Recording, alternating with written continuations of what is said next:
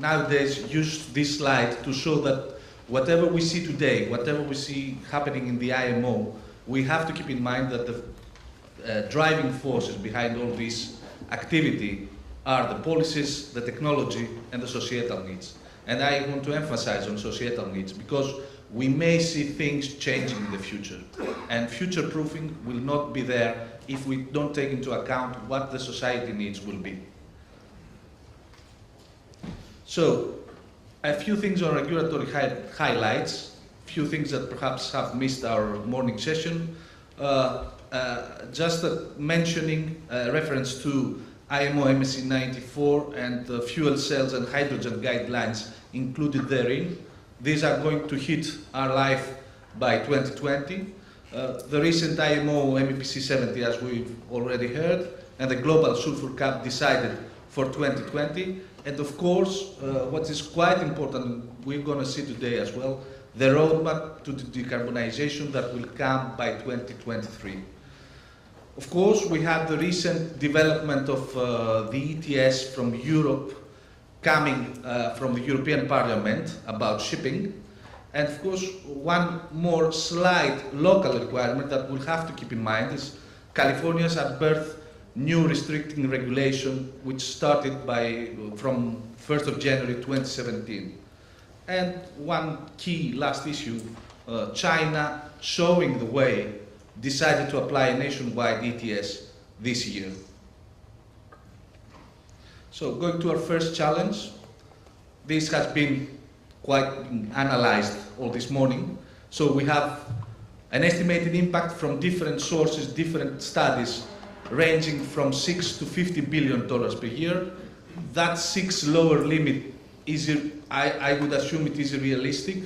It is a figure given as a lower limit by a BIMCO supported study, but they also understand and mentioned that it's quite impossible to have that figure, at least for the first few years.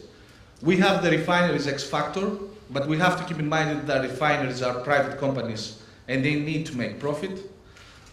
We don't know about the availability of high sulfur fuel oil, even though we expect that at least in the beginning they will still be there and scrubbers will not have a problem.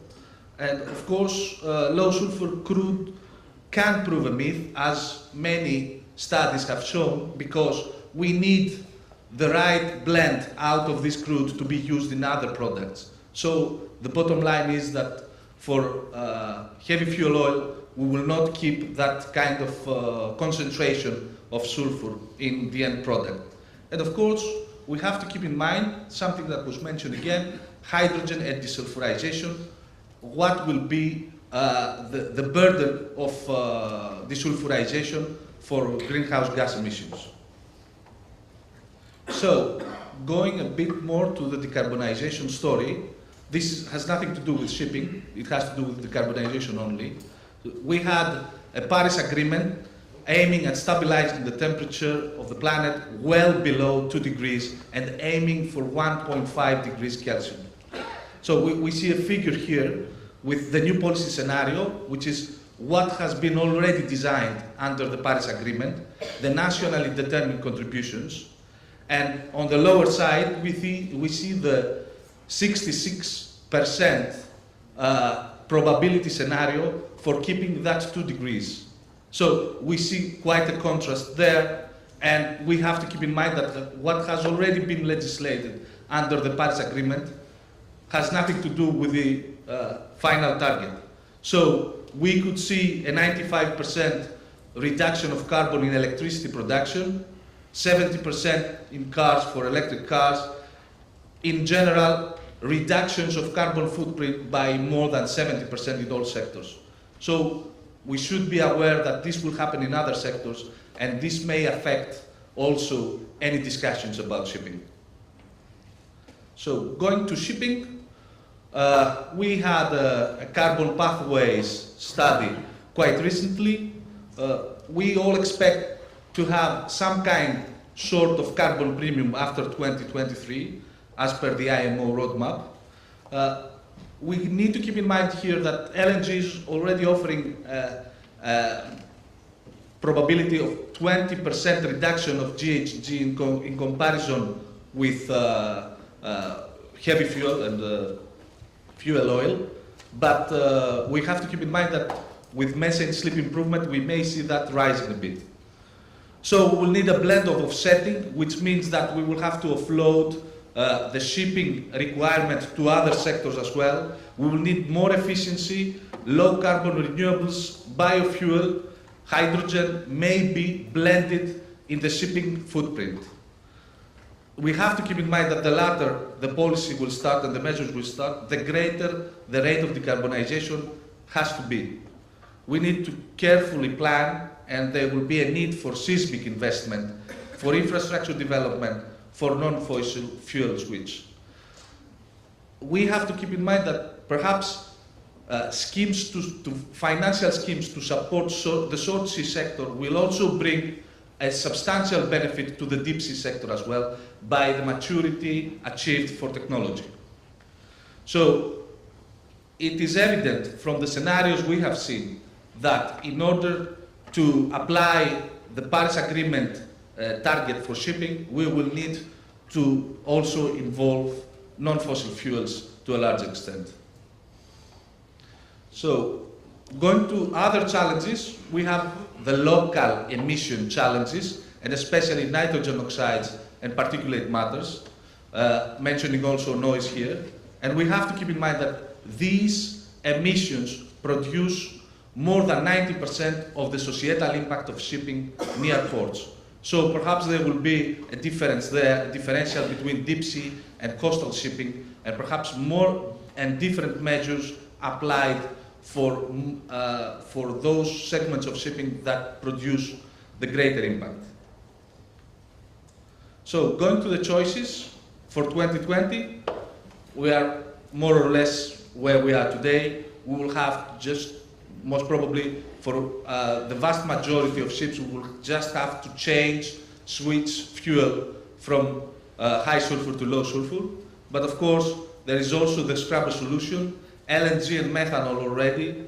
And for the next 10 years, we see ethane, LPG and other gases, hybrid being developed right now, other equivalents, and of course, going a bit further, we will see biofuels, hydrogen, perhaps being part of the final solution until 2050. So, having a look at what's happening today, 3 years to go to the global sulfur cap, we have thousands of ships and only 600 decided already installed scrubbers, not more than 100 LNG fueled ships working or ready to operate, 6 methanol installations, and around 20 battery installations in vessels. But still, there are reasons for us to be optimistic. And the reasons behind that is the driving change of technology. We see technology improving with a significant pace right now. We have already seen what we wouldn't expect, that if not today, this is anticipated to happen in the next few years. So we will have an equilibrium in cost between renewable energy and fossil fuel energy. We saw a significant, substantial decrease in vital equipment needed for LNG, like Type C tanks, and we also see a substantial decrease in the cost of batteries. And of course, we also see that at the pace that scrubbers will be adopted, we will also most probably witness a decrease in their prices eventually. So we have also seen a number of cases of ships that have been built under these new schemes and this new pressure. And of course, apart from the Viking Grace, we see the Greenland, a cement carrier up in the north. We see the Scandline's new ferry, the Color Line concept, and hybrid ships. And how can all this be done? We need support. We need to support this kind of change. And of course, from the European Union part, there has been quite a contribution there, and new tools are already in place with the European Investment Bank Green Shipping Scheme, the Connecting Europe Facility and the European Fund for Strategic Investment.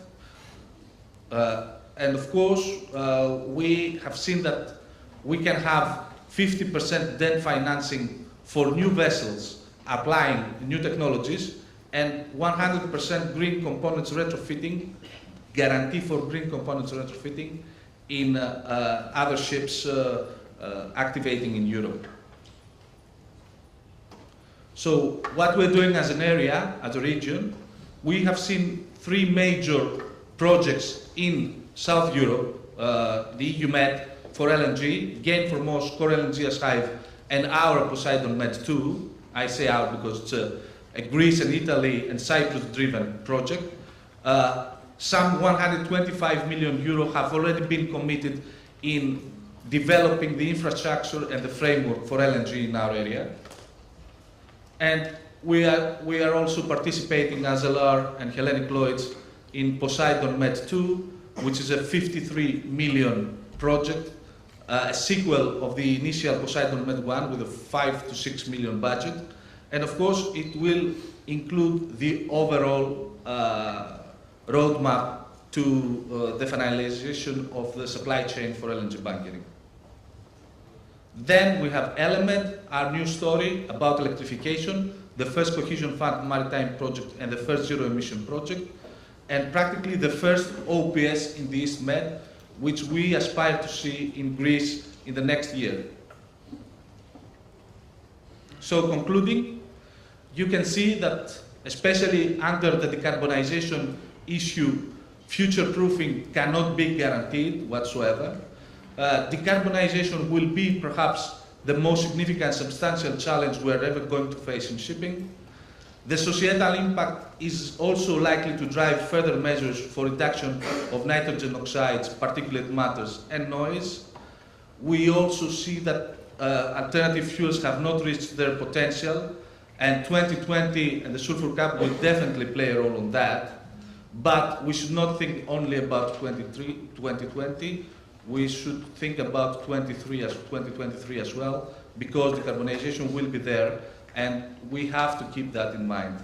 So, final conclusion is that the later we act, the harder change will be, and by action we don't mean necessarily investment, we mean further analysis, further debate on what should be our stance for the future.